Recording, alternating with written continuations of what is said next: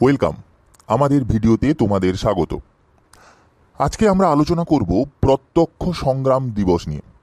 আলোচনার আগে তোমাদের বলে রাখি, যদি আমাদের ভিডিও তোমাদের ভালো লাগে কিংবা আমাদের ভিডিও থেকে তোমরা উপকৃত হও, তাহলে লাইক, শেয়ার এবং চ্যানেল সাবস্ক্রাইব করে বেল বাটন প্রেস করে অল করে দিও, আমাদের সমস্ত ভিডিওর নোটিফিকেশান সবার আগে পাওয়ার জন্য। আর যদি তোমরা আমাদের ভিডিও ফেসবুকে দেখো, তাহলে ফেসবুক পেজ লাইক করে ফলো করে দিও। তাহলে শুরু করছি আজকের ভিডিও।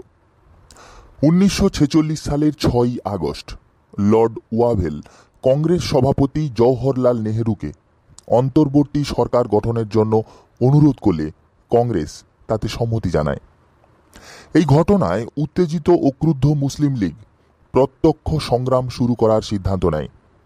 1946 খ্রিস্টাব্দের 16ই আগস্ট সমগ্র ভারতে প্রত্যক্ষ সংগ্রাম দিবস রূপে পালিত হয়। ওই দিন কলকাতায় ভয়াবহ দাঙ্গা হাঙ্গামা বাধে এবং এরপর থেকে ভারতের অন্যত্রও সাম্প্রদায়িক সংঘাতের আগুন ছড়িয়ে পড়ে। এদিকে জওহরলাল নেহেরুর নেতৃত্বে অন্তর্বর্তী সরকার গঠিত হয় 2রা সেপ্টেম্বর 1946 সালে। কিছুদিনের মধ্যে মুসলিম লীগ বড়লাটের অনুরোধে এই সরকারে যোগদান করলেও কংগ্রেস ও মুসলিম লীগ সদস্যগণ ঐক্যবদ্ধভাবে কাজ করতে অক্ষম হন। ফলে সরকারি প্রশাসনে অচলাবস্থার সৃষ্টি হয়।